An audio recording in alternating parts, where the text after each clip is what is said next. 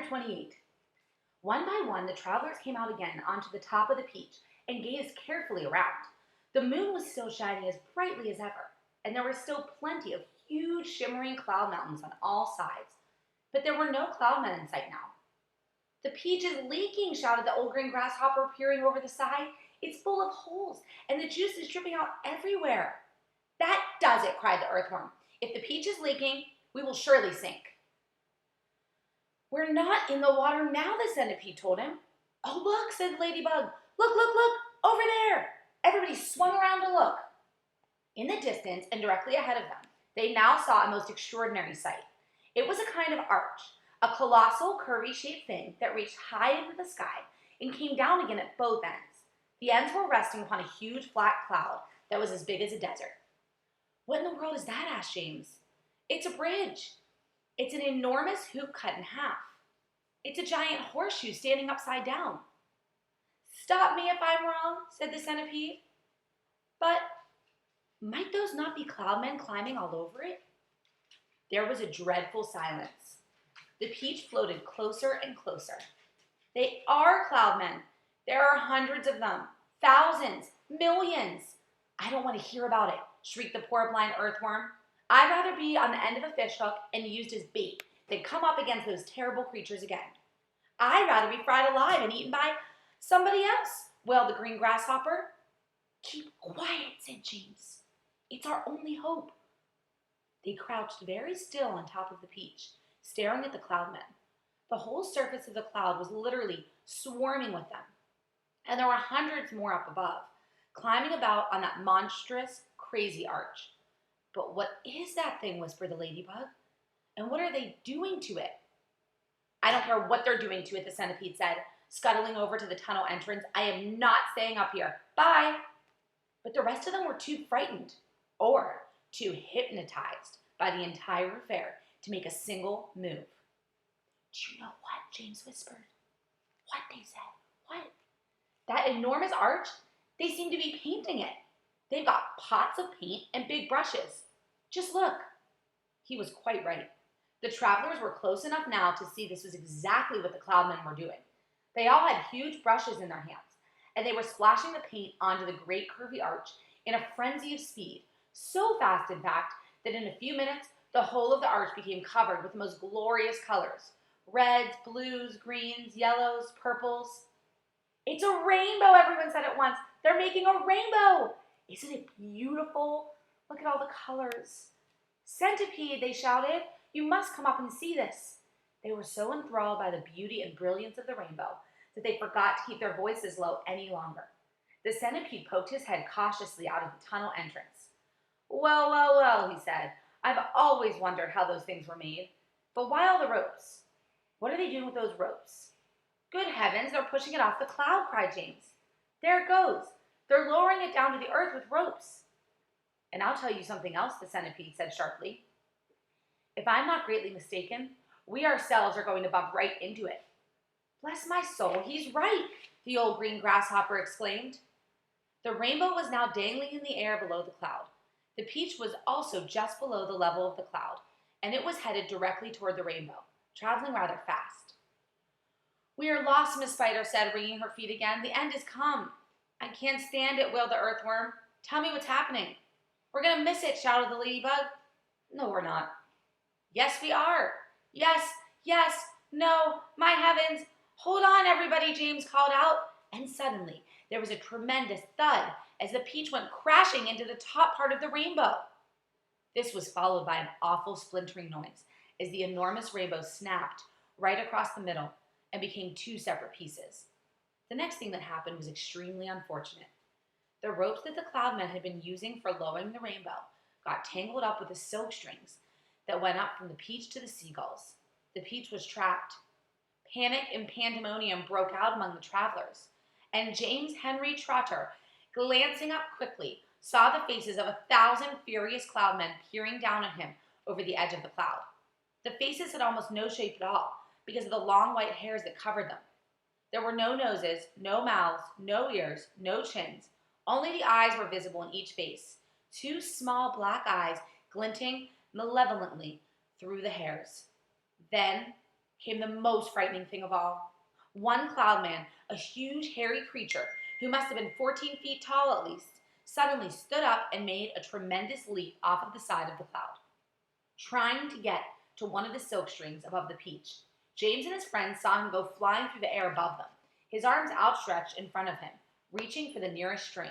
They saw him grab it and cling to it with his hands and his legs, and then, very, very slowly, hand over hand, he began to come down the string. "Mercy! Help! Save us!" cried the ladybug.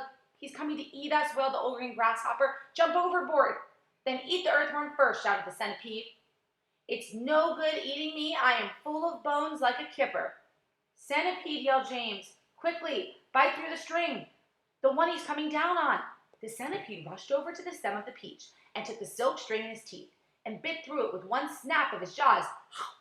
Immediately, far above them, a single seagull was seen to come away from the rest of the flock and go flying off with a long string trailing from its neck. And clinging desperately to the end of the string, shouting and cursing with fury, was a huge, hairy cloud man. Up and up he went, swinging across the moonlit sky, and James Henry Trotter, watching him with delight, said, "My goodness, he must weigh almost nothing at all, for one seagull to be able to pull him up like that. He must be all hair and air." The rest of the cloudmen were so flabbergasted at seeing one of their company carried away in this manner that they let go the ropes they were holding, and then of course they went down the rainbow, both halves of it together, tumbling toward the earth below. This freed the peach, which at once began sailing away from that terrible cloud. But the travelers were not in the clear yet. The infuriated cloudmen jumped up and ran after them along the cloud, pelting them mercilessly with all sorts of hard and horrible objects. Empty paint buckets, paintbrushes, step ladders, stools, saucepans, frying pans, rotten eggs, dead rats, bottles of hair oil, anything those brutes could lay their hands on came raining down upon the peach. One cloudman, taking very careful aim, tipped a gallon of thick purple paint right over the edge of the cloud onto the centipede himself. There's the centipede with paint all over him. The centipede screamed with anger. "My legs," he cried. "They're all sticking together. I can't even walk, and my eyelids won't open. I can't see, and my boots are all ruined." But for the moment, everyone was far too busy dodging the things that the cloudmen were throwing to pay any attention to Centipede. "The paint is drying," he moaned. "It's going hard. I can't move my legs. I can't move anything." "You can still move your mouth," the earthworm said, "and that is a great pity." "James," bawled the centipede, "help me. Wash off this paint. Scrape it off. Anything." Chapter 29. It seemed like a long time before the seagulls were able to pull the peach away from that horrible rainbow cloud. But they managed it at last, and then everybody gathered around the wretched centipede and began arguing about the best way to get the paint off of his body. He really did look a sight.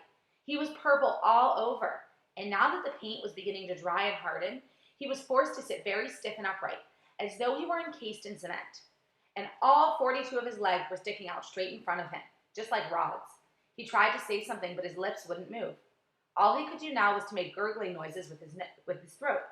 The old green grasshopper reached out and touched him carefully on the stomach. "But how could it possibly have dried so quickly?" he said. "It's rainbow paint," James answered. "Rainbow paint dries very quick and very hard." "I detest paint," Miss Spider announced.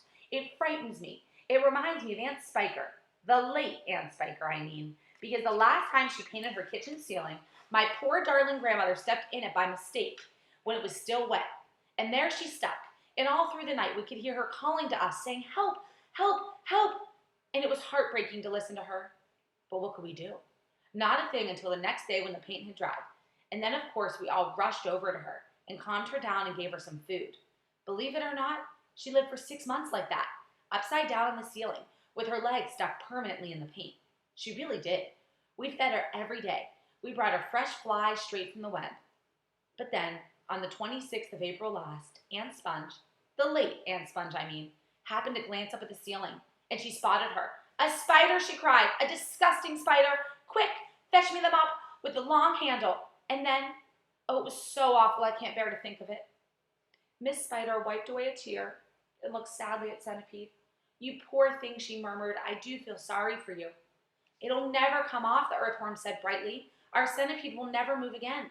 He will turn into a statue, and we shall be able to put him in the middle of the lawn with a bird bath on top of his head." "We could try peeling him like a banana," the old green grasshopper suggested. "Or rubbing him with sandpaper," the ladybug said. "Now, if he stuck out his tongue," the earthworm said, smiling a little for perhaps the first time in his life, "if he stuck it out really far, we could all catch hold of it and start pulling. And if we pulled hard enough, we could turn him inside out and he would have a new skin." There was a pause while the others considered this interesting proposal. "I think," James said slowly, "I think that might be the best thing to do." Then he stopped. "What was that?" "I heard a voice. I heard someone shouting." Chapter 30. They all raised their heads, listening. Shh! There it is again. But the voice was too far away for them to hear what it was saying. "It's a cloud man," Miss Spider cried. "I just know it's a cloud man. They're after us again." It came from above, the earthworm said automatically. Everyone turned upward, except the centipede, who still couldn't move. "Ouch," they said. "Help! Mercy! We're going to catch it this time."